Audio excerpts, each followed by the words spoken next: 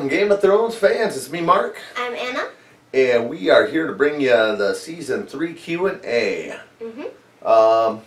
Million questions came in on this one. Imagine that. That's an understatement. So I basically have just categorized topics on this one, and I've utilized, I think, just about everybody's questions. A lot of them merged and everything. I might get specific on a few questions, but that's how we're going to work this one. If you notice, we did update the board. We now have a favorite 7 and a hate 7, along with a whole bunch of names in the middle. I guess where we are going to start with is we are going to talk a little bit about the Red Wedding. Okay. First of all, why did it happen? You said why at the end of the reaction when it happened, and everybody wanted to know if you have processed and figured out why it happened, the reasonings behind it. Well, I mean, it moves the, plot-wise, it moves the plot forward, and it gives some characters new, motivation. And why would that be? Well, she was there. Ah, okay. Yeah, so you know. Okay. She's the only, well, I don't know, John doesn't know yet. No, he doesn't know yet. Yeah, she's the only Stark that knows. Well, Well, other than Sansa. Sansa knows. Yep, Sansa knows now. Arya can, she's free to, hate Joffrey and Tywin. Yep. So, who overall do you think was responsible for it? After watching episode 10, you probably know. There is Tywin. There is Frey. There is the one guy, the Bolton guy. Yep, Roose. Roose Bolton. And then there was, Yeah. there was, I'm looking for all the characters. Well, at least those 3. Alright, there's a question in here. Do you think Robb was a little bit responsible for it? Robb? Yeah. Thinking back to things. Promises that were broken. Yeah. I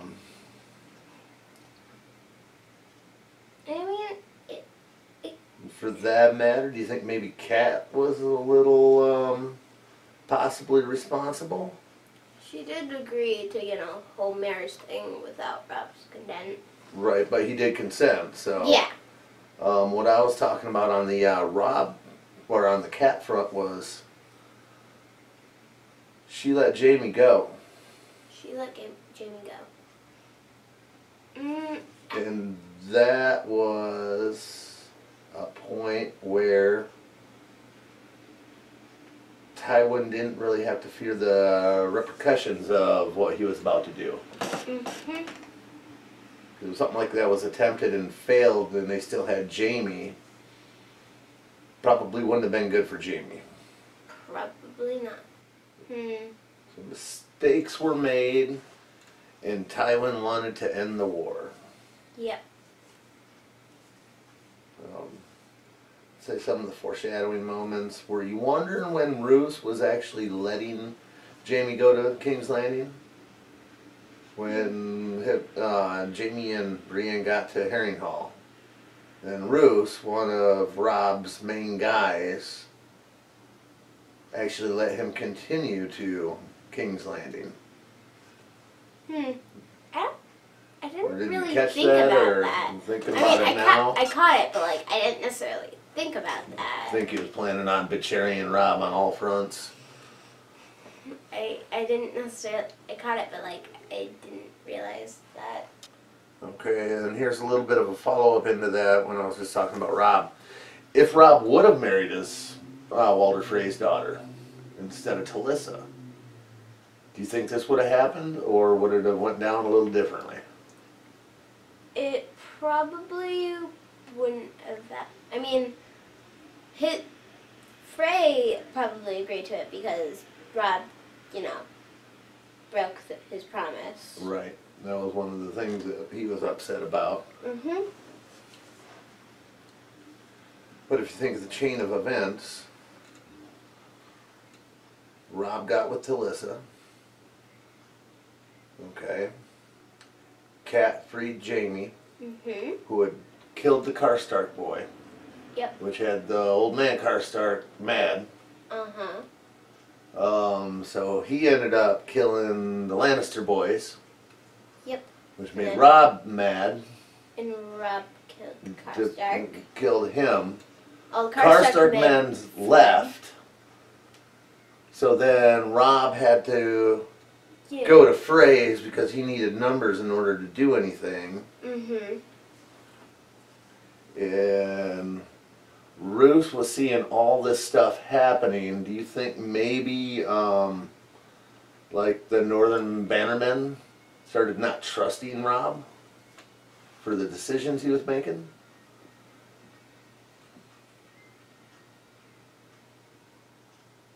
I don't know. Because Karstark did say, we lost this war the day you married her. Probably about halfway through the season, I think, something like that. There was a lot of events that lead up to it. I really can't wait for you to do a rewatch and you get to see all them points. But we have talked about it quite a bit. Yeah. I also want to say we filmed it on Friday. Saturday night, I loaded up a whole lot of reactions, and she got to watch reactions to it, but only from the black screen on. She didn't watch any of the actual wedding or wedding reception portions of the reactions. The aftermath. She reaction. just saw the post reactions of it from some of my favorite reactioners. Oh, speaking of which, I was supposed to give out a shout out. I want to shout out to Birdman Productions. He just started, I think, yesterday or the day before. He just uploaded episode 9. He's younger guy. I'm guessing probably early 20s. But he seems way into the show already at episode 9. And he's starting to do good discussions after stuff. So I strongly recommend going to see Birdman Productions. Also, if you guys haven't gotten to see Mark Wayne, he just uploaded Reigns Castamere also. His reaction was something else, and he's really into the show also, so can't wait for his episode 10 to come out. So just a couple other ones. And if you guys ever have any ideas of other reactors, throw them in the comment section. Because I'm always looking for them. I haven't watched as many since we started doing this. And I'm looking forward to getting done. Then maybe I can catch up on a few other people's. But Visor guys are still rolling along. They're well into season 4 now. Jay Bergen is into season 5. Been following his. But yeah, they're just fun to watch. And it's fun to watch people go through this journey. So anyway, side note, I was supposed to do that right in the beginning of this video. I'm going to go down to, we have some Tywin specific questions in here. Okay, this one's kind of answered already. Now that Anna knows that Tywin ordered it, does he move up in the Hate 5? And that is a yes. Yeah. I'll answer that for Anna because he is up to number 2. Yep. Okay, well, what did you think of Tywin's explanation then? About how he figured killing a few people at a wedding is better than losing thousands of men on the battlefield. Do you see his point to I see his point to a degree. To a degree. But those 3 characters were like, yeah. Not the ones you wanted to see go. Mhm. Okay. And here's a fun question for you about Tywin. I thought it would be a good one. Do you like Tywin just a little bit because Joffrey's scared of him?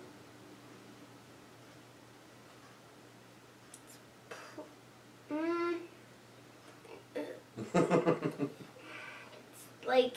Do you like the fact that Joffrey's scared of him? I like that fact. But I mean, with the whole, do I like him a little bit? Like, I like, honest, like, 100% to like 0, and then came about 0.0000001. There. Just that small factor. Oh, I gotta ask this one too. Does Anna appreciate why Walter Frey might really be annoyed with Rob because he went back on his promise? That was a reference to a video a while back, I think. I mean, he's probably was annoyed because, you know, it's easy to get annoyed. All right, well, we're going to move on to the next subject, I think, and that would be dealing with Arya and the Hound, since they're an unlikely duo that are stuck with each other as of right now. I mean, Arya was about to crush his head with a rock, and then the Hound saved her at the Twins. Yep. They rode off together. Arya killed one of the Frey guys. All the Hound said is, if you're ever going to do that again, tell me first. Yeah. He didn't seem mad that she did it. No. He just wanted to, you know... Have a warning. Yeah, have a warning before something like that went down. So the main thing is, people want to know, kind of, where do you think that storyline may go? I don't know. I mean, the Hound is a very good, you know, skilled swordsman and, you know, killer. So it would be cool to have the Hound, you know, kind of teach Arya some more sword stuff. Okay, yeah, Arya, going on that. Do you think this second tragedy, because Arya was there for Ned also, do you think that's going to make her stronger? Or is it going to send her downhill maybe a little bit? I mean, there's the whole thing. I mean, there.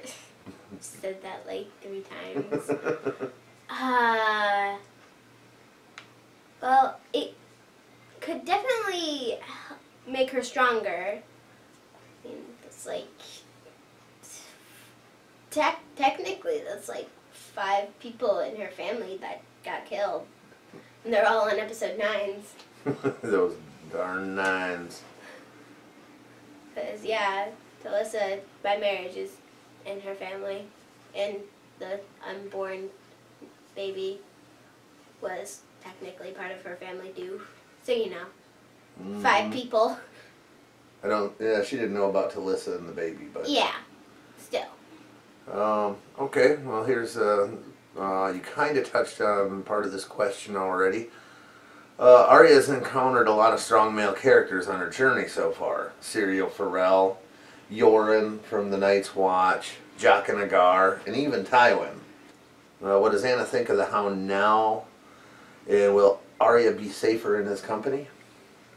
Probably. I mean, he has protected her more than once. Plus Sansa seems to have a soft heart for the Stark girls. It appears anyway. And will the Hound be another crucial teacher? You said something about, he might teach her a few things. So which, you know, would help. That was part you'd already gotten to. Any other Anna or Arya questions? At least I can cut out these parts. Oh, no, you have to keep that. What? Oh, me just scrolling through the computer now? That's boring. No, you have to keep the whole... Any more Anna questions? I mean, Arya questions. You need to keep that. Keep that in there. Okay, now those 2 of those questions. I'll say them right now. How does Anna feel about the Hound now that he's pretty much saved Arya's life? How do you feel about the Hound? And from the Hound himself, what do you think of the Hound at this point? Is he good, bad, or neutral? Well, the whole what do you think about the Hound? It's a neutral. Because, I mean, there's some low points and then there's some high points. It's like how, like, half of the characters are. Yeah, there's no black and white in the show, is there? There's a whole Just lot in of gray. shades of gray. Lots of gray. Lots. So he's in the middle. He's had some bad stuff. He's had some good stuff. Mhm. Okay. Sansa and Tyrion. That would be the next set of questions, and there's only one question on that because they weren't heavy. Well, I guess they were heavy impact in Second Sons. That was episode 8. The last 2 episodes they weren't in it much though. But how do you think that's going to work out? They just got married. Just got married. Opening scene, well, second scene, episode 10 was them talking, actually having a good time. Mhm. Which About never revenge pranks. never saw that coming from Sansa. You'd see that coming from Tyrion, but it was kind of surprising to me anyway, watching that she was smiling and talking to him, but then that was ruined like moments later when she found out the news. Mhm. And unfortunately, he's a Lannister. Yep.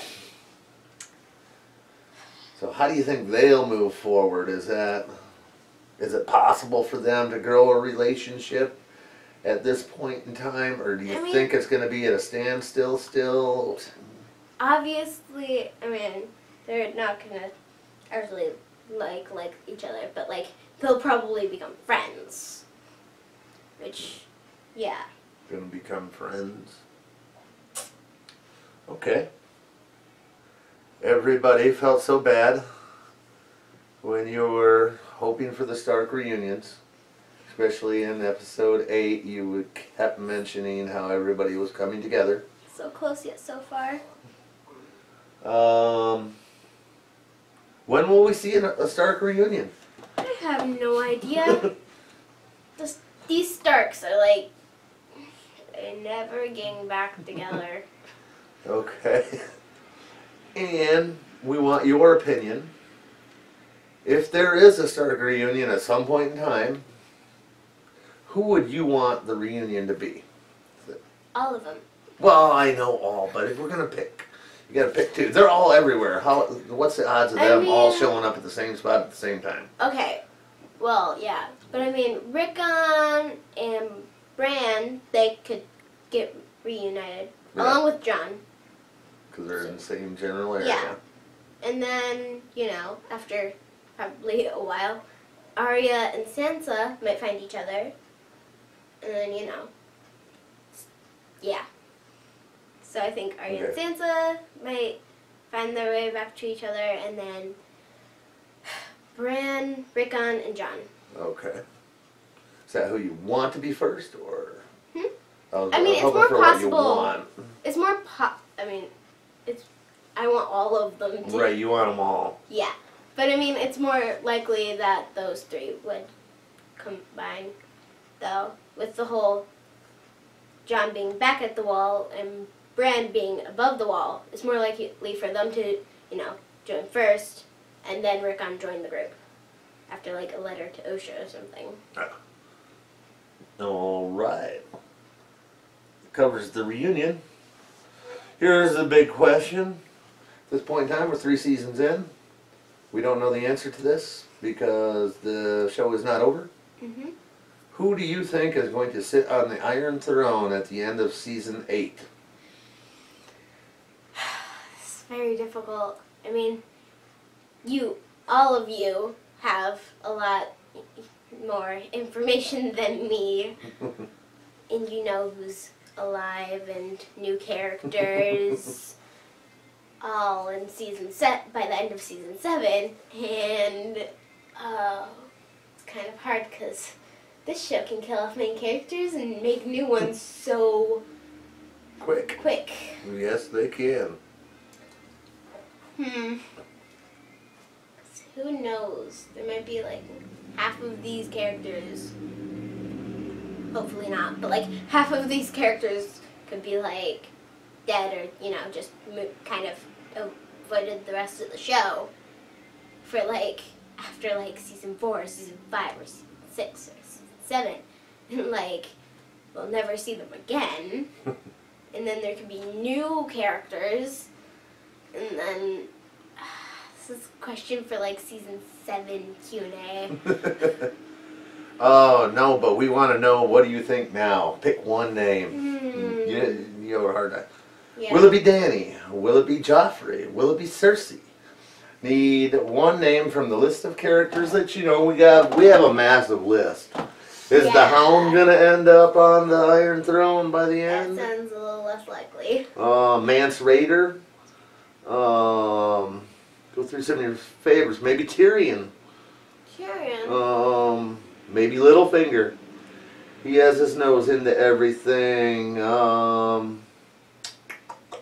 about Tywin? Could he end up being the one on the throne at the end? It don't have to be right. None of us know, so There's no right or wrong answer. As of right now, yes, there is no wrong answer. Right or wrong answer. Yep. Because, I mean, judging by the whole past conflicts, seven things by the wildlings. I mean, Mance Raider, no, not really. Dany, that's a possibility. I mean, she's taken at least 2 cities. She got an entire army. She got 3 dragons, which reminds me of Aegon's conquest. Yeah, because he had the 3. Yep. Yep, I had to go through all of the A's to remember all of the A's because there's Aemon, Aerys, and Aegon. Like, remember to get the right A. So there's I mean, Aegon, he conquests the entire part of Westeros, the whole 7 kingdoms, dragons. So Dany's a possibility. Dany's definitely a possibility. And I mean, as much as I hate to say it, I mean, does Joffrey count? He already sits on this throne. He's sitting there, but we're talking about at the end. Can he maintain it? No. He's done a pretty good job so far. He's been there for 3 seasons. Yeah, but you know, he's managed to stay on the throne. He's not done a very good job at all. But he has Marjorie on his side. People were chanting for him there. But still. He's getting a little more people skills. And then there's Tywin. Who's Tyrion? Tyrion. Tyrion. What about Balon Greyjoy? We had Greyjoy. the rebellion 9 years ago. He didn't, you know. Greyjoy's rebellion. Yeah, I mean they didn't win that one, but you know he has interest. War of the 5 Kings. He's one of them. Yeah. Well, it's like 3 kings now. Yep, down to 3. Oh, who made the point with... Oh, shoot. Who made the point with kings are... Tyrion. Yeah. Kings are dropping like flies. Yep. Okay, so who's going to sit on that Iron Throne? One name. Who do you think right now? I mean... Thinking. There's the whole Dany, Dany has her dragons, and, you know, that whole thing with Aegon, with the whole Aegon thing. Aegon took over all the 7 kingdoms pretty easily. A lot of people surrendered because, you know, they didn't want to die. You've been hanging on Dany a lot.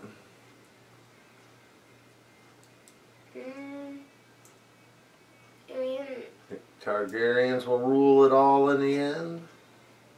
It's a decent possibility with the whole... in the show, history repeats itself a lot. Dany is a good possibility.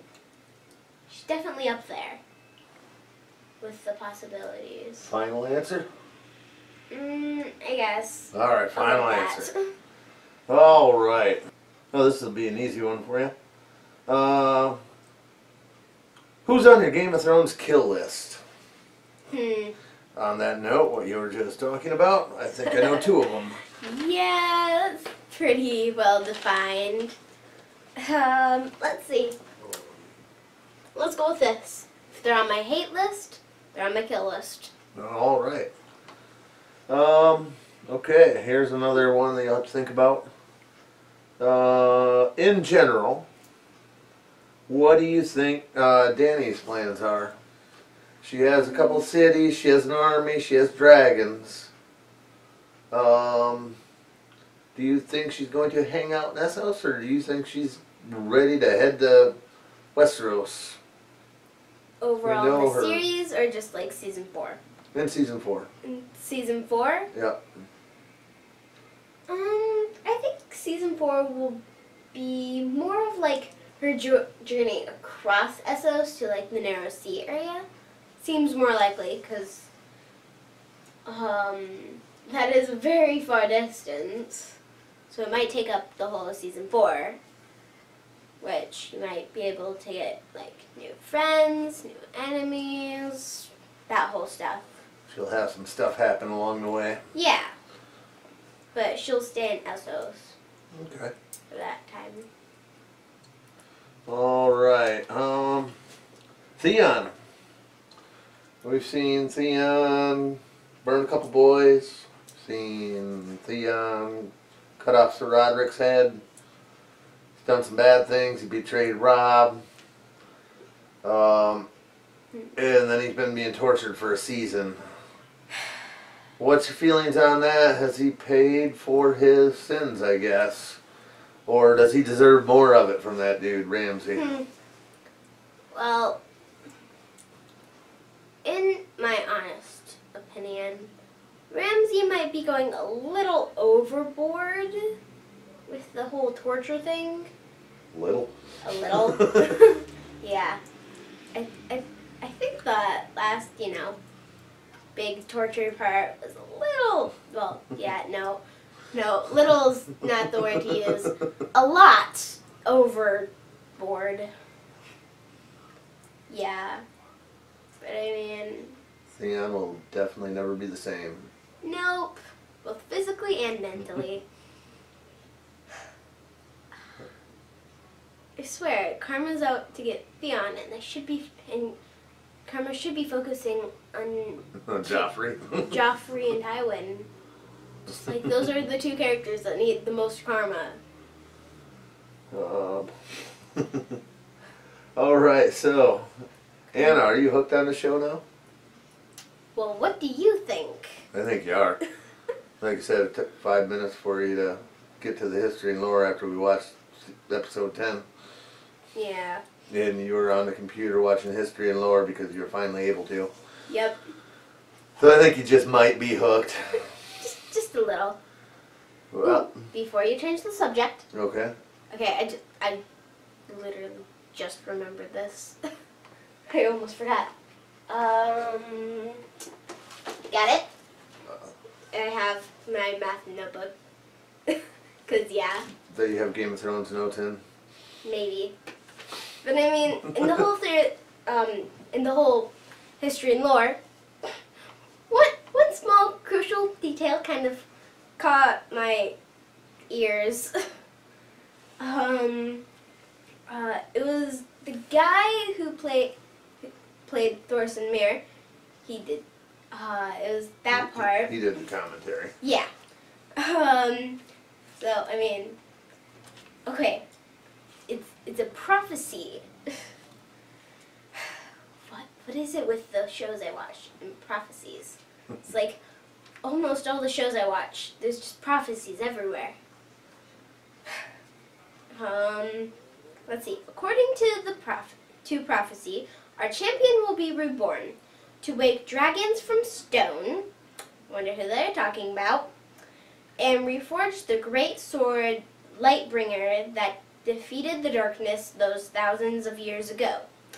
If the old tales are true, a terrible weapon forged with the lifeblood of a loving wife's heart, part of me thinks was well rid of it, but great power has great sacrifice, and that much, at least, the Lord of Light is clear on. To wake dragons from stone. So you're saying the Lord of Light is on Danny's side? What do you think? According to prophecy, champion, wake dragons from stone. Mm-hmm. I mean,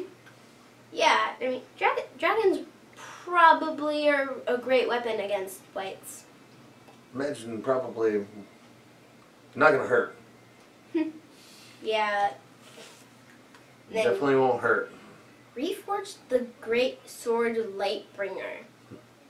I wonder what that is. Is it like the one sword on fire? That thing?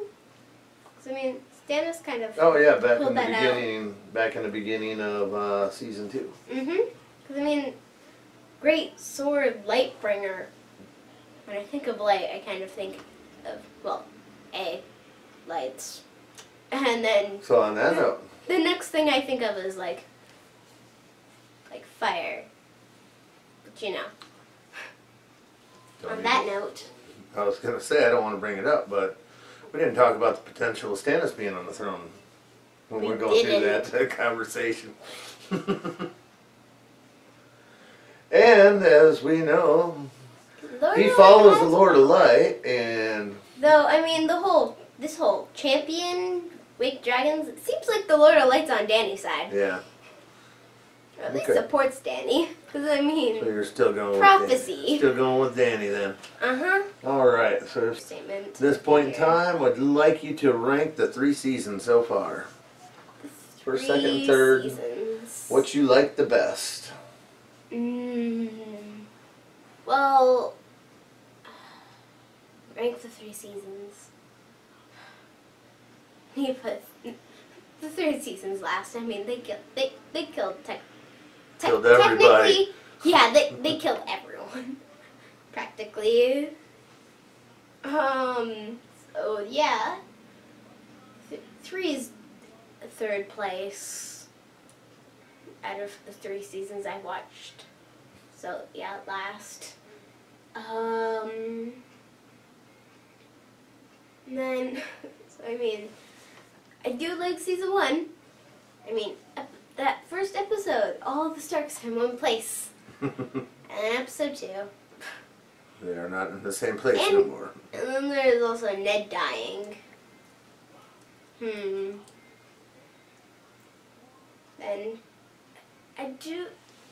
and then there's season 2, where I mean we get to know the characters better. Which, if you know your characters better, you can it probably helps to predict theories if you know the characters better. So I don't know. I might like 2 a little bit more than season 1. So I guess it goes 2, 1, 3. All right. Well, I had a couple quick fun questions for you. They are in the background. Do you like House Brax, even though they are bannermen of House Lannister? I like their sigil. You do like that sigil? Yes. If it was like a blue, then I'd like it even more. 'Cause blue's my favorite color.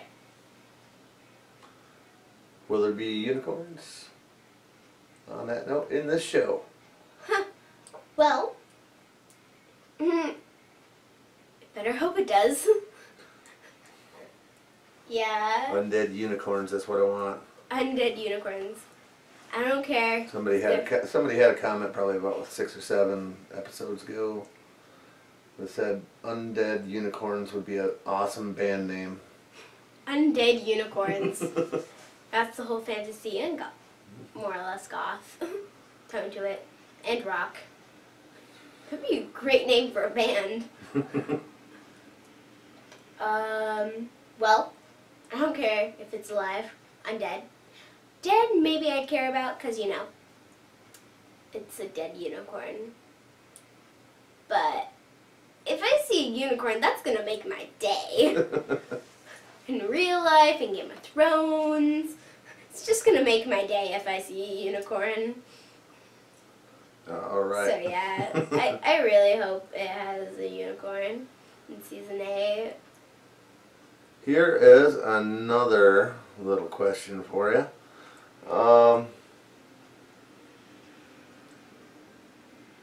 Which characters do you ship right now? Not like John and Egret, or somebody that ain't together. That as you've watched and you're learning the characters, is there anybody you ship? Has there been new couples? Or maybe unlikely couples, something like that. People you'd like to see together. I can throw out a few in my head, but I want them all to be in your head. I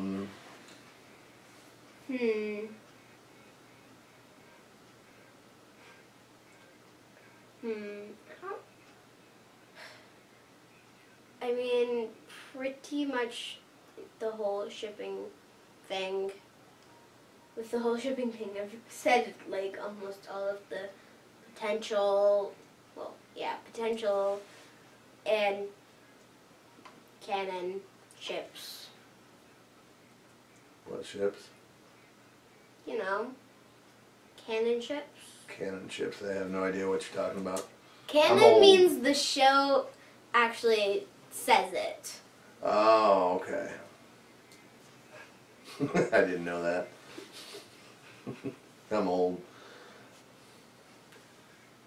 Yeah. But it pretty much said all of those couples. Yeah, the ones that are actually kind of together, like the Sam and Gilly. Even though they're not together, they're together. They're together. John and Egret, they're not really together anymore, but they're together. Yeah. Who else? Shay and Tyrion. Shay and Tyrion, they're together. But they're not together because of Sansa. Sansa. Is there some random characters out there that you could be like, wow, that'd just be cool if they got together?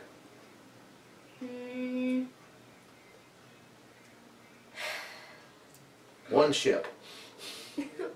If you were writing Game of Thrones, playing matchmaker, and you had to be like, well, you know what, we just don't have enough of it going on in this show, we need another one. Who would you stick playing matchmaker. Who would you stick together? Who would you like to see together? I don't know. I mean, Lean forward, take a look at the characters. See if there's anybody. Roll through. Like, there's the whole, like, Brienne and Jaime thing. I don't know. They're more friends. But I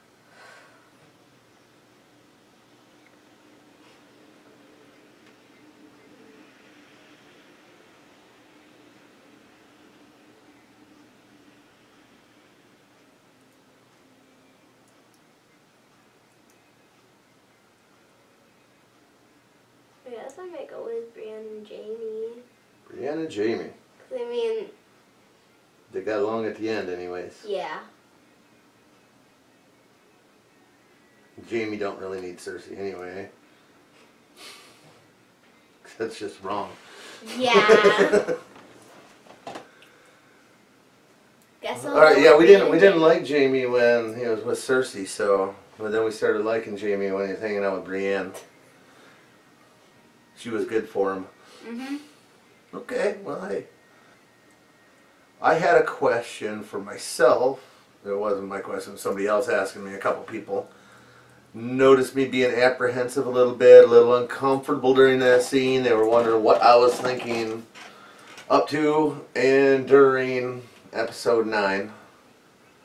And all I have to say is I was totally worried. I didn't sleep hardly at all for about a week before that episode, knowing that it was coming up, hoping I was doing the right thing.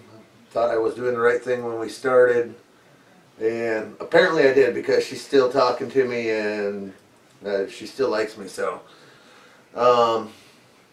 And there was also a question if I had an idea what the appropriate age might be to have somebody watch Game of Thrones. And on that question, I have to say I have no idea. It's all up to the person. But if you are tackling a project like this with somebody younger, I definitely would not let them binge watch it or watch it on their own. This is an adult show, so they should have somebody that's an adult around to watch the show with. I guess you'd be surprised on what some kids can handle. They are resilient, so. But this show, yeah, I'd definitely be with them if you're going to do that. And watch it slow, discuss it in between. Don't just put in the CDs and keep popping them in. One, they'll lose a lot of the stuff that's great about Game of Thrones. Analyzing the plot lines as you're going and looking for stuff. The slow roll is the way to go. When I watched it the first time, I watched the first 6 seasons, binge watching it. And I so wish I didn't do that. I wish I started watching reaction videos after that and saw how much the reactors got into the show as they were going slow. So I say slow watching, discussing in between every episode is the best way to go. And there is no age to say whether it's good or not. It's all based on the person. Okay, well, I think we're going to close up. We've hit a lot of questions. I know we didn't get everybody. I apologize for that, but there was just so many of them. If I would have sat down and read every single question, we'd have been here for 3-4 hours, who knows. And so I just kind of categorized a lot of the topics everybody was wanting to talk about, and hopefully I hit everything. I didn't hit everything. We didn't? No. Nobody asked what John was going to do this season. John. He's like number 2, too. Yeah. You got Danny, you got Tyrion, you got Arya. We didn't get any John. Or Sam. Or Bran. Or Gendry. Okay, John and Sam, what's going on at the wall this season? Let me know. Whoa! Up north. We got Mance on the way. Yeah. We got Tormund and crew on the other side of the Yeah, wall. speaking with the whole, that thing, season 4, there's definitely going to be the largest fire the North has ever seen. Well, that's coming this season. Yep. Alright. How do you think that's going to go if that happens? If Mance gets there and lights that biggest fire? Mance, before John got back, had the element of surprise. Now John's back. Now John can warn everyone. So he lost the element of surprise. So, one up for the Night's Watch then on that note. Yep. Alright. How do you think Sam's role will be playing in there? Since we didn't touch too much on Sam outside. Yeah. He had a kid named after him. I was astounded that I guessed that right. Think Sam's going to be front lines? Leading the charge? Well, I mean, with the whole Sam thing, he might be kind of back more protecting like Gilly and Sam Jr., which is what I'm going to call baby Sam, because it's 2 Sams. So, Sam Jr. That's what I'm going to call him. So, I mean that, and hopefully they get like hopefully they get a shipment of Dragonglass to, kill the White Walkers. Yeah, because they probably should get on that at some point in time. Yeah. It's pretty important. Yeah. So, Bran, what do you think is going to happen with Bran? Because he's up there. Yeah. He just went through the wall. He has some of the Dragonglass. Think he'll find what he's looking for up there? I mean, everything points to it. Okay. What point would there be to head go north and not be able to find it? Good point. Good point. Oh, got it back in again. Yeah. And Well, all right, we really are gonna wrap it up now. This has been running long. Okay. I'll be editing out those little Small bits, parts. parts where we're not saying anything. It is Thursday night right now. It'll take me a day. Probably won't have this all the way posted. Maybe till Saturday or so, something like that. It'll probably be up online. And then next Wednesday, we are getting together and we are going to watch episode 1 and 2 of season 4. So be looking for those videos. I'm sure episode 1 will probably be up on Thursday, because as soon as we get done with those nights, when we do 2 videos or 2 episodes in one night, I'm immediately editing. So then episode 2 will be up shortly after that, and I will just let everybody know in the Q&As to look for something special in the description of episode 1. There'll be a little surprise there for you. And on that note, we are going to close it up. Good Q&A, Anna. Okay, 1 second. Just before. Yep, one more. You know what I realized? What? For all of those, one of each is on my favorite 7. See, well, there's Arya and Jon, which direwolf. We got Dany, the dragon. We got Tyrion, the lion. And then we got Gendry, well, yeah, Bran, Jon, and Arya. Direwolf. So your favorite 7's all from the top 4 Gendry. families. Is the stat. Baratheon. Yep. Your fave 7's all from those. Yep, all from the 4 biggest houses. So you don't have any favorite Tyrells? I mean, I like Lady Olenna and Marcella. Why did I say Marcella? Marjorie. Marjorie. And There's too many similar names. There's Tyrion, Tywin, and there's Marcella. okay, now I gotta say Yeah. this before we wrap it up. I've been trying to wrap it up. But what happens with this show is we talk about this show a lot. Sometimes it's kind of ridiculous how much we talk when we're not in front of a camera. So just know that we constantly talk about it. Yeah. It's a good show. So until actually next week will be the next time we see you. We're gonna lay low for a week. And then we're back on it for season 4. I'm really looking forward to season 4. So we'll see you next week.